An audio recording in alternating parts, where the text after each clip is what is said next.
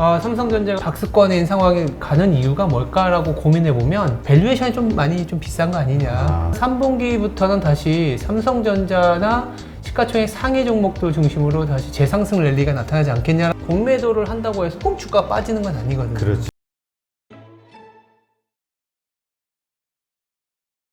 오늘은 이베스트 투자증권의 투자전략팀장이시죠. 신중호 팀장님을 모셨습니다. 안녕하세요. 예, 안녕하십니까. 네. 일단 우리 팀장님께 질문 드리고 싶은 거는 먼저 요즘 시장이 3,200선을 지지하고 더 올라가서 뭐 진짜 3,600을 갈 것이냐 이런 의견을 가지신 분들도 있고요. 네. 그 다음에 이거 이제 좀 조정을 또 네네. 공매도도 앞두고 있고 좀 받는 거 아니냐 이런 또 의견을 가지신 분들도 많거든요. 어떻게 보세요? 현 시장을? 요새 좀 적지 않이 이제 욕을 먹고 있는데 왜요? 잘 올라가는 시장이 왜 이렇게 좀 약간 톤 다운된 분위기로 얘기하느냐 뭐 네. 이런 시각을 좀 이제 얘기하고 있어요. 그러니까 약간 뭐 긍정론, 부정론이라기보다는 그냥 신중하게 시장을 너무 낙관하지는 말되 그렇다고 해서 또 주가가 확 무너진다 뭐 이렇게도 안 보는 그냥 다소 이제 약간 지수로 따지면 박스권? 뭐 요 정도의 톤으로 말씀을 드리고 있는 상황이라서요. 물론 이제 시장이라는 게 우리의 예상과는 달리 항상 움직이고 그런 상황에서 또 기회가 생기기도 하고 위험이 생기기도 하지만 저희들이 그냥 쭉 시장을 쫓아왔을 때는 이제 시장이 뭔가 올라가기 위해서는 추가적인 상승 요인이 있어야 되는데 지금까지 나온 내용으로는 좀 더 올라가기에는 가격적인 레벨이 다소 좀 부담스러운 영역이 있는 것 같다 정도로 말씀을 드리고 있습니다. 네. 근데 지금 그 시장을 좀 3,200선이라고 해도 네네. 많은 분들이 좀 이게 체감을 못하는 게 이 삼성전자라든가 현대차, 뭐 기아차 이런 그 대형 수출주들 이거는 오히려 지금 하락하고 있잖아요. 맞아요. 네, 그러니까 거기에 많이 개인들이 사고 있는데. 그렇죠. 이게 참 아이러니한 게 뭐냐면은 우리나라가 기본적으로 또 수출 중심의 국가이고 네. 그 수출을 담당하고 있는 이제 기업들이 아시는 것처럼 뭐 시가총액 탑 10에 포함되어 있는 뭐 삼성전자, 하이닉스, 반도체 그리고 자동차 기업들 이렇게 합치면은 시총이 거의 30-40% 넘어버리거든요. 네. 근데 이제 어떻게 보면 작년 하반기 내지는 작년에 한 11월, 12월이 좀 안 돼서 연초까지 그 시장이 다이렉트로 3천을 뚫었을 때는 그런 시가총액의 큰 기업들이 소위 말해서 쭉쭉 뻗어나가 줬거든요. 네. 그래서 막 3,300까지도 한번 뭐 찍었다가 넣어오긴 했는데 희한하게 지금 1분기와 2분기 중반까지 오는데 대표적으로 삼성전자는 아직도 8만 전자 그러게요. 네, 있는 상황입니다. 그래서 근데 또 거꾸로 삼성전자가 못 가는 상황임에도 불구하고 지수는 3,200에 있고 그 사이에 그동안 못 올랐었던 업종과 일부 개별 기업들이 상당한 어떤 시장의 분출을 보여줬기 때문에 만약 이제 그런 건 있는 것 같아요. 만약 내가 삼성전자를 들고 있다 그러면 좀 답답한 시장이지만 그렇죠. 삼성전자가 버텨주거나 조금은 옆으로 횡보하니까 시장 내의 어떤 맥이라고 해야 되나요? 에너지는 또 되려 다른 기업들한테 상당히 많은 기회를 주는 그런 장이 좀 펼쳐지고 있다라는 얘기는 드리고 있습니다. 네. 하긴 그런 말씀을 하시더라고요. 삼성전자가 그냥 이렇게 버텨주기만 해도 네, 좋은 맞아요. 거다. 그쵸, 하락하지 않고. 네, 맞습니다. 근데 오늘 좀 보니까 이렇게 약간 하락하니까 또 장도 좀 눌리죠. 네, 많이. 눌리는 것 같고. 맞습니다. 오늘 저희가 이제 녹화하는 일정에는 장 전에 이제 SK 하이닉스가 실적을 발표했는데 네. 당연히 서프라이즈하게 나왔습니다. 그럼에도 불구하고 주가가 뭐 종가를 보긴 해야겠지만 오늘 하루만 놓고 보면 낙폭이 꽤나 심한 그러게요. 상태거든요. 좋은데 왜 저러지 그랬는데. 그러니까 이제 기본적으로 우리가 알고 있었던 것들에 대한 반응이지 않겠냐라는 생각은 하고 있어요. 그리고 하이닉스의 어떤 가격 지표나 이런 것들보다 탑다운 우리 전략하는 입장에서는 어쩔 수 없이 동일한 지표가 밸류에이션이나 이익이나 이런 거 보잖아요. 그래서 삼성전자가 사실 4월 초에 보여주었던 실적 가이던스만 놓고 보더라도 상당한 서프라이즈였거든요. 뭐 10조 원을 넘었고 이제 아마 이번 주에 또 삼성전자가 실적 발표하면서 또 분위기는 또 달라질 수는 있겠지만 지금 시장 내에서 얘기하는 그리고 삼성전자가 1월 초부터 지금까지 어떻게 보면 계속 우하향, 약간은 좀 박스권인 상황에 가는 이유가 뭘까라고 고민해 보면 밸류에이션이 좀 많이 좀 비싼 거 아니냐. 그러니까 ROE가 분명히 올라오긴 할 텐데 지금의 ROE는 한 13% 정도 됩니다. 13%면 뭐 그런 큰 시가총액의 기업이게 되면 굉장한 ROE이긴 하지만 PBR이 2배 가까이 되다 보니까 과연 이 ROE 수준에서 PBR은 정당한가라는 논리가 연초부터 지금까지 계속 이어지는 것 같아요. 그래서 2분기 실적 보여주고 그리고 작년 코로나 팬데믹 이후에 어떤 기저 효과가 아니라 정말 반도체 쇼티지에서도 한국의 어떤 물량이나 이런 것들은 계속적으로 시장에서 점유율을 가져갈 수 있는 기업이다라는 게 아마 입증이 된다면은 저희는 한 3분기부터는 다시 삼성전자나 시가총액 상위 종목들 중심으로 다시 재상승 랠리가 나타나지 않겠냐라는 얘기는 좀 드리고 있는 상황입니다. 네. 그러니까 이렇게 돌아보면 작년 한 중반까지만 해도 삼성전자 65,000원이면 이게 적정가다. 혹은 약간 그것도 네, 맞아요. 고평가라는 이야기가 있었거든요. 그러니까 결국 뭐 매수할 만한 밸류에이션 매력은 없다. 6만 원 넘었을 때 이런 얘기가 있었는데 어느 순간부터 상승하고 그러면서 자연스럽게 현재의 주가가 또 합리화되는 그런 게 있었는데 그러니까 이게 시장의 생각이 그냥 전반적으로 다 좋아지니까 유동성이라는 것 측면 때문에 그냥 일반적인 어떤 밸류에이션을 더 높이 준 거죠. 과거의 어떤 잣대로 보기보다는. 그렇죠. 그 모든 상황이 다 동일하진 않을 거잖아요. 그때마다의 어떤 매크로 상황도 있고, 하다못해 금리 레벨도 뭐 10년 전, 20년 전, 불과 2년 전에 대비해서도 한국의 뭐 기준금리나 아니면 시장금리가 굉장히 많이 다운돼 있기 때문에 뭐 동일한 ROE라도 코스트 오브 에쿼티, 즉 주식을 할인할 수 있는 비용이 많이 낮아져 있잖아 라는 얘기는 할 수 있을 것 같아요. 근데 그럼에도 불구하고 우리가 과도하게 이격이 발생한 부분들, 뭐냐면 기대와 실제와의 간극에 대해서 이제는 연초부터 지금까지 계속 시장에서는 좀 그러니까 입증하려는 거 아니냐라는 거를 하나의 기업으로 본다면 삼성전자를 예로 들 수 있는 것 같고요. 기본적으로 우리가 이제 예를 들어서 삼성전자 같은 경우에는 ROE가 20% 넘나들었을 때 뭐 PBR 밸류에이션이 한 1.5배까지 갔었는데 지금은 20%도 안 되는 반 정도 수준인데 2배까지 왔다라는 그 자체가 우리가 뭔가 더 뛰어넘어야 되는 부분들을 입증하려는 심리가 강하구나 이렇게 해석을 하고 있습니다. 그런 상황이다 보니까 한국의 코스피에 대한 전망도 고스란히 삼성전자나 수출 증가율 그리고 한국의 밸류에이션을 녹여낸 상황에서 우리는 전망을 할 수밖에 없거든요. 그리고 그 틀에서 전망하는 게 어느 정도 가장 키 인디케이터라고 할 수 있는 부분들에 대한 해석이니까. 그러니까 이를테면 수출 증가율 같은 경우. 그렇죠. 그래서 수출이 지금 보시면 아주 서프라이즈하게 나옵니다. 그러니까 더 이게 개인 투자자들은 그렇죠. 아니 근데 왜 수출주들이 못 나가지? 그렇죠. 그러니까 이게 아까는 삼성전자나 반도체 얘기를 했지만 이걸 약간은 확대하면 수출과 코스피 얘기랑도 동일하거든요. 아니 수출 증가율은 지금 1월, 2월, 3월, 하물며 이번 주말에 5월 1일에 예정이 되어 있는 4월의 수출도 20일까지의 관세청 데이터를 보니까 아주 서프라이즈한데? 그러면 우리나라의 체질적인 그리고 뭐 PBR이 2배니 뭐 아직은 PER이 15배는 못 넘니 이래도 수출 증가율이 잘 나오면 한국은 사야 되는 거 아니야? 이런 얘기를 할 수가 있는 부분은 맞아요. 저희들도 수출 증가율이 상당한 어떤 랠리와 계속적인 두 자릿수 이상의 상승이 나온다면은 시장이 체질적으로 변했고 한국은 이제는 밸류에이션은 다시 더 높여야 되는 상황이다라는 얘기를 드릴 수 있겠지만 아직까지는 한국의 수출 증가율을 넘어서는 코스피의 상승률을 보여오다 보니까 시장에서 해석하는 거는 이미 좀 선반영했구나 라는 얘기를 좀 드리고 있고 대표적인 게 이제 그 우리나라 보시면 일반 개인 투자자들도 이제는 밸류에이션 많이 보시잖아요. 그렇죠. 그래서 이제 PER 같은 경우는 EPS하고 주가의 비율이라고 볼 수 있는데요.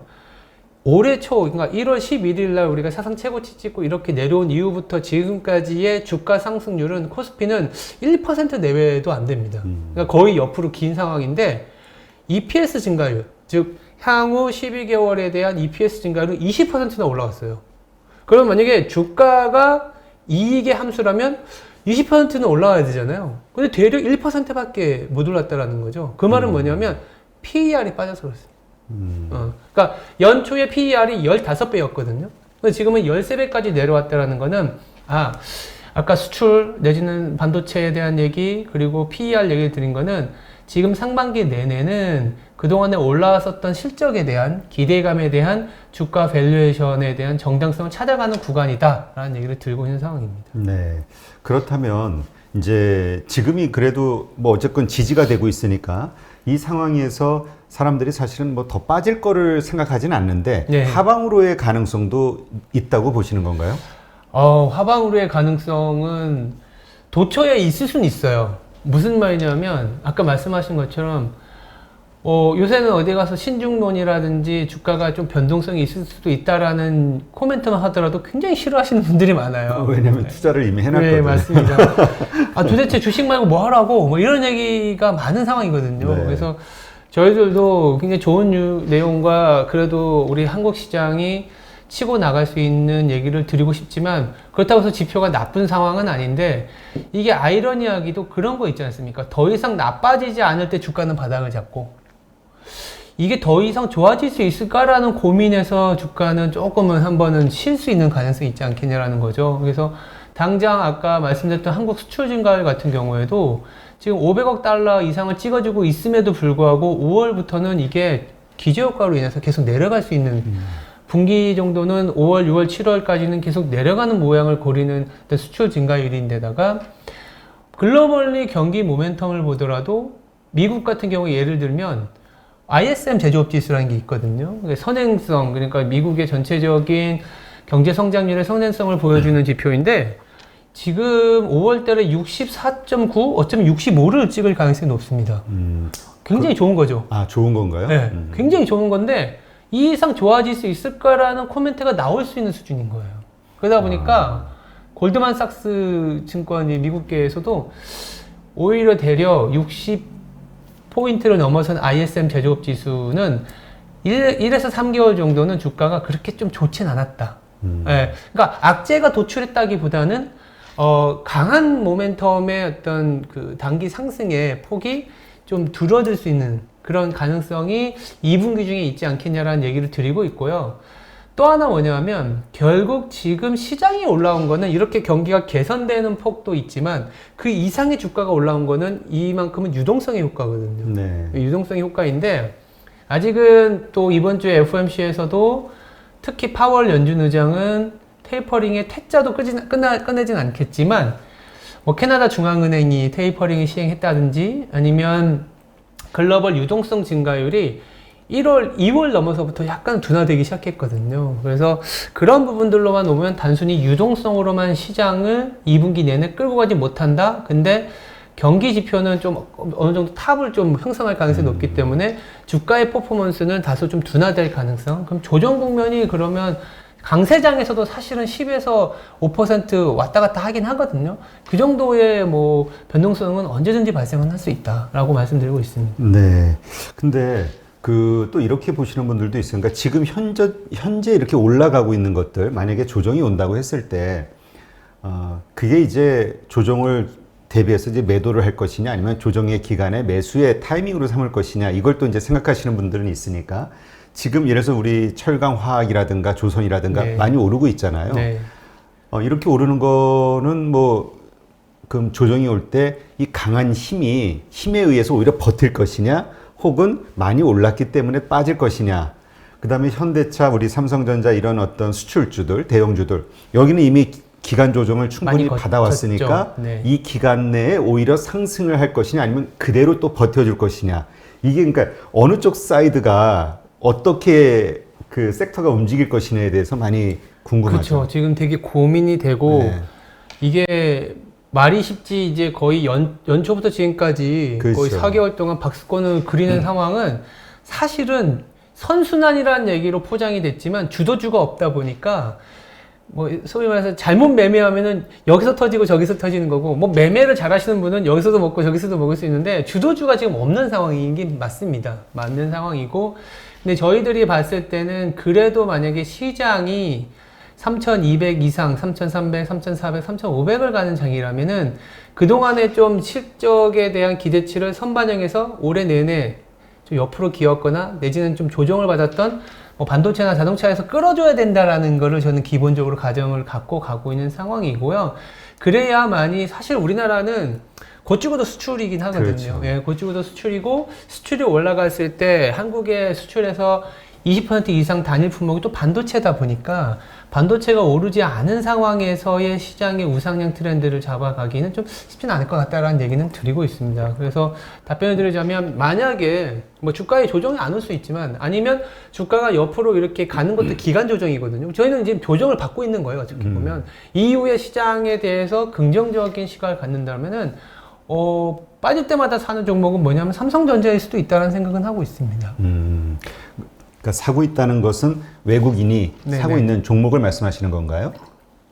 아니, 외국인이 사고 있다라기보다는 우리가 이제 시장이 한바탕 좀 그 게임 체인저가 발생할 수 있잖아요. 네. 이를테면 유동성에서 실적 장세, 그리고 정책이 정상화되면서 이를테면 뭐 테이퍼링이라든지 이런 얘기들이 반드시 하반기에는 나올 수밖에 없는 부분이기 때문에 그랬을 때 변동성이 발생할 가능성이 저는 높다라고 보고 있어요. 물론 그 변동성의 폭이나 기간은 아무도 예상할 수는 없지만 과거 2013년에서 14년에 테이퍼링을 예상하면은 짧은 기간에 굉장히 강한 폭의 주가 변동성이 발생했습니다. 미국 네. 같은 경우에도 10% 정도 나왔었고 한국 같은 경우에 뭐 거의 10에서 15% 나왔기 때문에 조금 되게 아플 수 있고 이거는 장이 끝났다라는 얘기가 가능할 정도의 시장의 변동성도 유동성 장세가 끝날 때, 그러니까 끝난다라는 게 뭐냐면 한바탕 이제 어떤 연준이나 중앙은행의 스탠스들이 좀 변할 때 이렇게 나타날 수 있는데 그랬을 때 무엇을 살 것이냐라는 얘기에서는 아까 말씀드렸던 대형주 그리고 반도체 위주의 어떤 투자 전략이 그때 가서는 맞지 않겠냐라는 얘기를 드립니다. 그러니까 지금 조정을 받고 있고 지금 네. 우리를 답답해하게 하고 있는 네네. 수출 네. 대형주들, 네, 맞습니다. 현대차, 기아차, 네네. 뭐 이런 삼성전자 이런 네. 주들 그렇군요. 근데 이제 또 개인 투자자들 입장에서는 이제 며칠 안 남았잖아요. 공매도 재개. 네네네. 이게 또 시장을 하락시키는 요소가 될 거 아니냐를 또 걱정하거든요. 공매도 얘기는 참 많이들 얘기도 나오고 그리고 기사인가요? 봤더니 개인들 그러니까 우리나라가 이제 개인들도 대주제도를 좀 더 기울어진 운동장에 그걸 좀 평평하게 만들면서 개인들의 참여도 많이 동력까지는 아니더라도 넓혔기 때문에 보니까 기사에 4만 명인가? 개인 그들이 공매도 하겠다고 이제 등록한 사람이 4만 명인가 그렇다고 하더라고요. 그래요?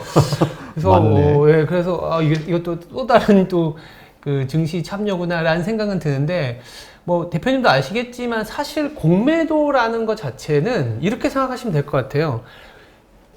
주식을 사는 입장하고 똑같잖아요. 주식이 내가 싸 보이고 괜찮아 보여서 샀다고 해서 반드시 오르는 건 아닌 그렇죠. 것처럼 공매도도 이거 너무 비싸고 뭐 PER이 예를 들어서 뭐 100배다. 그리고 너무 과도하게 주가가 올랐고 어닝 그로스가 별로 안 좋다 해서 공매도를 한다고 해서 꼭 주가가 빠지는 건 아니거든요. 그렇죠. 그래서 5월 3일에 우리가 재개가 되는데 물론 이제 지난 코로나 팬데믹 이후에 공매도가 없었고 금지됐고 그 기간에 또 시장이 상당한 랠리를 보여줬기 때문에 공매도가 재개되게 되면 그동안 소위 말하는 하락 배팅의 세력이 새로 생기는 거에 대한 불안감은 있지만 공매도가 있다고 해서 반드시 빠진다? 이건 또 아닙니다. 네, 이건 또 아닌데 근데 이제 공교롭게도 이제 2008년이나 2011년에 우리가 공매도 금지 구간이 있었거든요. 그때의 공매도가 금지된 게 해제되고 다시 재개됐을 때는 또 그때 데이터는 또 한 달에서 두 달 정도는 또 조정이 나오긴 했었습니다. 네, 두 번 다. 그래서 이번에도 또 때마침 주가는 또 사상 최고치까지 와 있고 5월이고 실적 시즌이 어느 정도 마무리되고 공매도까지 재개되다 보니까 이제 뭐 약간의 좀 하락 변동성에 대한 고민을 하는 타이밍에 나온 거는 맞다 정도는 얘기 드릴 수 있을 것 같아요. 네. 그렇다면 지금 우리가 투자자들 입장에서 포지션을 어떻게 해야 될 것이냐, 비중을 축소해야 되는 상황이냐, 아니면 자기가 들고 있는 종목을 어떤 식으로 조정을 해야 되는 상황이냐, 뭐 매수의 네네네. 상황으로 삼아야 되느냐. 근데 오히려 공매도가 있게 되면 또 긍정적으로 보는 분들은 외국인의 매수세가 쇼과 롱에 같이 할 수 있으니까 좀 더 많아지지 않겠냐 기대하는 분들도 있더군요. 일정 부분 데이터로도 나오긴 합니다. 데이터로도 나오기도 하고 작년에 공매도 금지 기간에서 지금까지 외국인들의 매도 금액을 합쳐보면은 한 13조 정도 되는 것 같아요. 13조, 14조 좀 안 되는. 근데 그 중에 미국계 자금이 한 10조가 넘습니다. 근데 공교롭게도 아까 말씀드렸던 공매도 금지가 해제되고 나서 한두 달 정도는 조정기간이 있었지만 그 이후에 시장을 사들여왔던 자금이 또 미국계 자금이었거든요. 네, 그래서 이게 반드시 그럴 건 아니지만 뭐 이제 해칭 수단도 있기 때문에 라는 얘기도 하기도 하지만 그렇다면 그동안에 좀 어떻게 보면 일정 부분 공매도라는 수단이 없어서 나갔던 자금들이 다시 들어올 가능성은 여전히 열려 있는 건 맞는 것 같아요. 맞고 그걸로 위시해서 뭐 주가의 어떤 그 뭐랄까요? 그러니까 매도와 매수의 어떤 적정선을 찾아가는 순에서는 일부 어떤 종목과 어떤 기업에는 그동안 들어오지 않았던 외국인들이 들어올 가능성도 사실은 그런 있다고 저희들은 보고는 있습니다. 네. 그러면 그러한 여러 가지, 그러니까 위기와 기회가 같이 섞여 있는 거, 그러니까 호재와 악재가 섞여 있는 것 같은데, 우리는 그럼 어떤 선택을 하는 게 좀 그나마 현명한 방법이 될까요? 저희는 이제 이렇게 얘기 드리고 있어요. 만 주식을 100%를 두고 있다 그러면 다소 10에서 20% 정도는 좀 현금화 시키는 것도 나쁘지 않은 전략이라는 얘기를 드리고 있고요. 언제든지 기회는 있으니까. 그리고 시장이 저희들이 봤을 때 아니면 제가 이제 보고 있는 여러 가지 프레임 안에서는 시장이 이제 심리가 극단으로 치닫는 모습들이 나타나고는 있거든요. 이를테면 뭐 우리나라의 신용증가율 같은 경우도 보시면은 이 신용융자가 ETF를 포함한 게 22조 원까지 제가 봤었어요. 가장 최근 데이터가 22조 원 조금 넘을 텐데, 그러면 계속 우상향하는 건 맞습니다. 맞지만 그 증가율이 더 중요한데, 증가율이 3월 중순부터 좀 꺾여 내려오기 시작했다는 부분들, 더불어서 미국 같은 경우에도 마진 대비라 그래서 우리나라로 따지면 신용 증가금감하고 비슷한데요. 그게 3월에 나온 데이터가 8,200억 달러가 나왔더라고요. 네. 8,200억 달러가 어느 정도 레벨이냐면 그러니까 미국의 GDP 대비해서 한 3.7, 3.8% 정도 됩니다. IT 버블 때가 3%였기 때문에 레벨로 놓고 보면 굉장히 높은 거죠. 근데 네.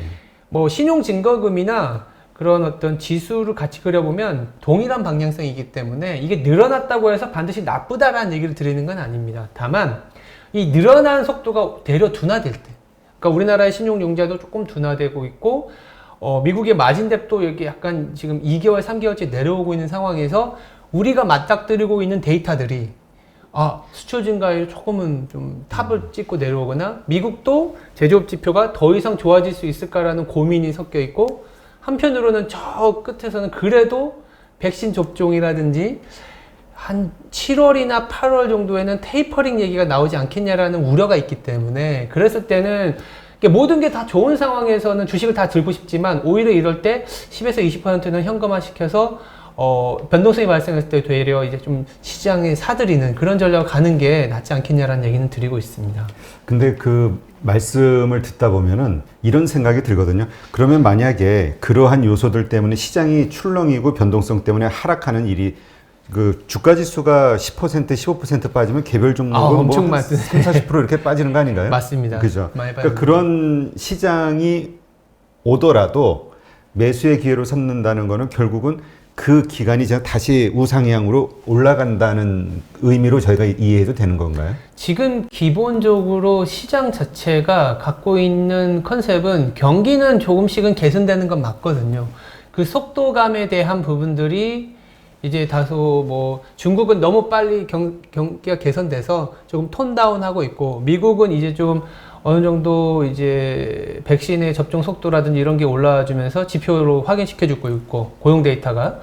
유럽은 이제 4월에 유로화가 왜 이렇게 강했냐 봤더니 백신의 효과를 미국에서 먼저 봤으니까 이제 독일이나 이제 영국, 유럽의 어떤 일부 국가들 빼고는 대부분 좀 올라오고 있으니까 이런 어떤 정상화에 대한 기대치들이 올라오는 건 맞거든요. 그리고 내년에는 먹게 되면 드디어 우리가 어쩌면 마스크를 벗고 사는 삶에 대한 기대가 있기 때문에 그런 부분들은 차근차근 이루어져 갈 거는 맞는데, 이 주가라는 게 이제 좀 많이 좀 반영을 했었지 않냐라는 부분이고, 경기가 지속적으로 고용이 올라가고 특히 미국 중심으로 고용이 올라간다 하면은 주가 좀 빠지더라도 다시 우상향 할 수 있는 가능성이 있다라고 보고 있습니다. 네, 알겠습니다. 일단 전반적으로 한번 그러니까 이게 업다운은 좀 있겠지만 네네. 어쨌든 긴 그 어떤 흐름에서 보면은 이제 결국은 이렇게 될 것이다 우상향으로 이렇게 이해를 하면 되겠네요. 일단 경기가 개선되는 속도가 뭐 나쁘진 않으니까요. 그러니까 주가 말고 경기 측면에서 이제 고용 측면에서 본다면 미국 같은 경우에는 지금 50에서 100만 사이에 고용이 계속 찍히고 있는 상황이기 때문에 고용 그리고 완전 고용이 되는 수준까지는 내년 초까지는 가져야 되는 상황이라서 그렇다 보면은 이제 물론 그 안에서 미국이 더 낫네 아니면 뭐 한국이 낫네 뭐 이런 식의 선택의 문제는 있을 수 있지만 그 선택의 문제와는 별개로 시장이 계속 우하향하는 모습이냐라는 거에서는 우하향보다는 좀 약간 레인지가 넓은 박스권으로 올해 한 6개월 정도 좀 지나고 시장은 다시 좀 경기 회복에 대한 기대감이 좀 반영이 되지 않겠냐라고 말씀드리고 있습니다. 네, 알겠습니다.